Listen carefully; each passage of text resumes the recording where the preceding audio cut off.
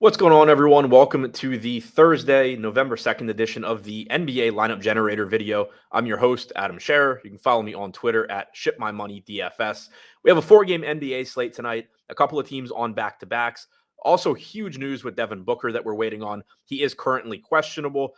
If he is back, then not only is he a viable play, but it also has an impact on Kevin Durant specifically and the Suns in general. If he's out, then we're getting more of what we've seen in the last few games from Phoenix. So that's big news. And then again, we will need the injury reports for these teams on back-to-backs. But we're going to take a look right now at what we are getting using the lineup generator with the information that we have starting on DraftKings. And as a reminder, this video, obviously it's early in the day. A lot of this stuff is likely to change by lock. You shouldn't put a lot of stock in the actual plays, but we can take a look at how the lineups look, how they're constructed. And the big thing is we are running a promo right now. Use the code NBA Treat. Get your first week of the lineup generator for just $4.99. So you'll be able to try it out on your own, figure out how it works. It is a very powerful tool, especially for that price. It is great if you're somebody that plays 1, 2, 3 lineups, because essentially what it's doing is doing all the simulation work on the back end. There's a lot of talk about sims now across the industry. This is doing that work on the back end and then just providing you with lineups that grade out to be positive lineups that would be expected to make you money over time. And then you can go through, select the lineups that you actually want to play. And that's what we're going to start doing in this video. Now, you'll see I just clicked on the all lineups option. I don't want to force it into a contrarian build, a chalky build. Depending on the contest type, you could make a case for doing that. But for the sake of this video, I am not. I'm also skipping over locking players. That's just not something that is part of my process. It's not something I recommend, but you do have that option if you're looking to do it. So now I'm just going to grab the first 20 lineups that it gives me for DraftKings. But if you're using this tool on your own, you do have this discard option here on the right-hand side. So if there's just a player you really don't want, or you think you're getting too much of a specific player, whatever the case may be, maybe you just think the lineup's too chalky, not chalky enough, or doesn't project well enough, you can discard that lineup and it will just give you another one. You can choose to save up to 20 and then click here to see your saved lineups. Now on the right-hand side, you're going to get your player exposures. And then here on the left-hand side, you're going to see those 20 lineups that you selected. Now looking at how some of these individual lineups look, we have about a 250 fantasy point projection, 218% ownership. So relatively chalky lineup. But again, this is a 4-game slate. So ownership is just going to be relatively high on most players. Now looking at this one, we have Tyrese Maxey at 8,400, only 9% owned, pretty solid contrarian option there. DeAnthony Melton, 13% owned. Again, not necessarily contrarian, but on a 4-game slate, pretty low owned. Kelly Oubre moving into the starting lineup for PJ Tucker. So 3 Sixers kicking it off. Then we get John Collins, who is likely to be one of the most popular plays on the slate, getting 45% ownership at 5,600. Jalen Duren is questionable. He missed yesterday's game. If he is in, as we have him projected right now, getting 31% ownership and looks like one of the best center options. Then you're getting to some more popular value with Markelle Fultz, Franz Wagner, and Wendell Carter Jr., all picking up at least 29% ownership. But we have, Maxey here at the top and Melton helping to offset some of that ownership. We have another lineup projected similarly here, similar ownership. This one has Cole Anthony as the only player from Orlando. Jordan Clarkson, very, very popular, but very underpriced. John Collins, again, as a value piece. This one has Keldon Johnson at 20%, Devin Vassell at 10%, Victor Wembanyama at only 3%. So again, even though this is overall a pretty chalky lineup, we do have players offsetting that ownership, particularly Wembanyama in this case. Now we can see what a more contrarian lineup looks like. Here we're giving up about 6 points in the way of projection, but we're also saving some ownership. Horton Tucker and Clarkson at the top, 2 very popular plays. Mo Wagner, a cheap 5% owned contrarian play, not likely to be a great play, but if you get foul trouble for Wendell Carter Jr. or something like that, Wagner could certainly come through.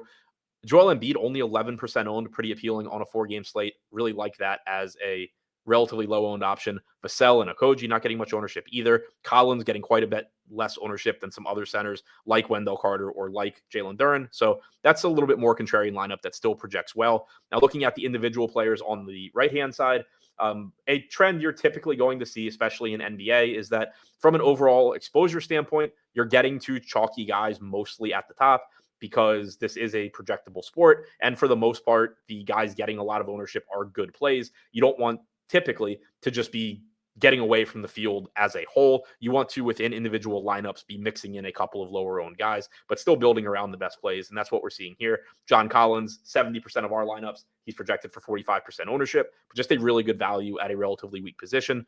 Jordan Clarkson, $5,400. Don't really know the reason.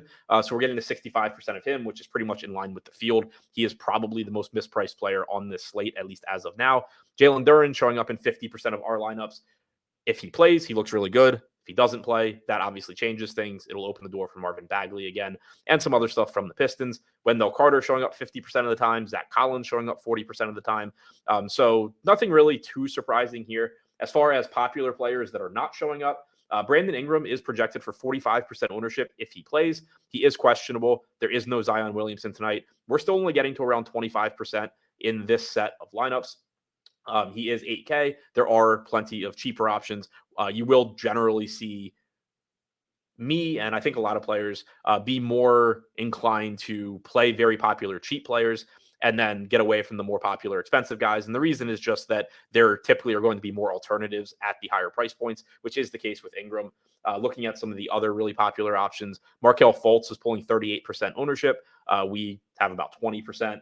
Franz Wagner pulling 34%. We again have 20%. So getting away from Orlando a little bit at the top, but jamming in those Utah guys. Now we are going to go over to the FanDuel side and do the same thing. As a reminder, while I pull that up, promo code NBA Treat, it's above my head in this video. There's a link below the video on both YouTube and Twitter, no matter where you're watching it. Use that promo code and get access to this for $4.99 for your first week. It's the best bang for your buck you're going to get as far as tools go. So now looking on FanDuel at 20 lineups over there. At the top, D'Anthony Melton showing up 65% of the time for us. He is projected for 28% ownership, so we're over the field there. He's pretty inexpensive at 5,600 and should get plenty of playing time tonight. We're once again getting to a lot of John Collins. Here we're getting to Brandon Ingram. He's only $7,900 at small forward. That's a little bit even more valuable here than it is on DraftKings because you do have to roster two small forwards, and it's not a great position. Similarly, we're getting to a lot of Paolo Banchero because he has small forward eligibility. He's only 7,400, which is a very favorable price tag. All-Star Thompson at shooting guard has been very productive. He's rebounding well. He's only 6,700. Still getting to a decent amount of Clarkson here at 35%, pretty much in line with the field. Now, looking at the individual lineups, 276 fantasy points here, 226% projected ownership. So relatively popular team, but projects really well. As far as what we're doing in this lineup to be contrarian, Grady Dick is the only guy below 10% owned. He's coming in at 5% as a small forward value option. You're kind of just hoping that he's efficient and that he gets closing minutes. We have seen him kind of stealing some minutes from Gary Trent, potentially stealing some minutes from Jakob Poeltl if the Raptors decide to go small. Thompson only 18% owned. Vassell a reasonable 13.5%. Zach Collins at 15.5%. So it's a relatively popular lineup, but it's not too crazy. Here we're giving up a lot of projected points. I don't think this lineup is one that we would actually play. Yeah, so this is some sort of just mistake where Zion got ruled out right before I started this video. So we're just going to discard that one. We can go grab one more lineup that does not have Zion in it. We'll save that and go back. I think we have a couple of Zion lineups here that we're gonna have to get rid of, but now we have another lineup that projects very similarly, similar ownership. Looking for a more contrarian one. Here's a couple more Zion lineups that just again he showed up because of the timing of this video. Trying to find a less popular lineup that still projects pretty well though. Here we have 274 fantasy points, but only 167% ownership. D'Anthony Melton, Jordan Clarkson, both 30% owned, give or take. Thompson is showing up as a solid contrarian play again. 50% of our lineups, but only 18% ownership. Cole Anthony at 17%. We're getting to Grady Dick again here. Kevin Durant, 20% owned. Again, this is a piece that ownership is going to go up, but that projection is also going to go up if Devin Booker ends up being out. Right now, we have him projected in. Durant's still a very good play, particularly on FanDuel. He's a good play on DraftKings, but a better play on FanDuel for a couple of reasons. For one, FanDuel, you just have a different allocation of positions. You're comparing Durant essentially to Joel Embiid as far as pay-up options go. The opportunity cost for Embiid is higher on FanDuel than on DraftKings because of only one center slot. And then Durant is also cheaper on FanDuel relative to DraftKings and relative to Embiid. So it's just going to make Durant look better. And then again, if Devin Booker's ruled out, Kevin Durant really becomes a priority. We're getting to a relatively low owned Zach Collins at power forward, Wendell Carter Jr. 14% owned at center. So a little bit more contrarian lineup there. As far as players that it appears were fading on FanDuel, Zion Williamson was projected for 55% ownership. That again just changed. So ownership will change along with that. But Brandon Ingram showing up around 55%. Before the Zion news, we have 60%. So we're there. Fultz showing up a lot. We are not getting to as much, still getting to 30%, but we haven't projected for about 50% ownership at that cheap $5,800 price tag. Franz Wagner, 6,500, getting 45%. We have about 35%. So no huge fades other than, again, we weren't getting to Zion anyway, but now we definitely aren't. But within those individual lineups, you can still see that we're using a lot of these 10, 15% owned guys to help make them more contrarian.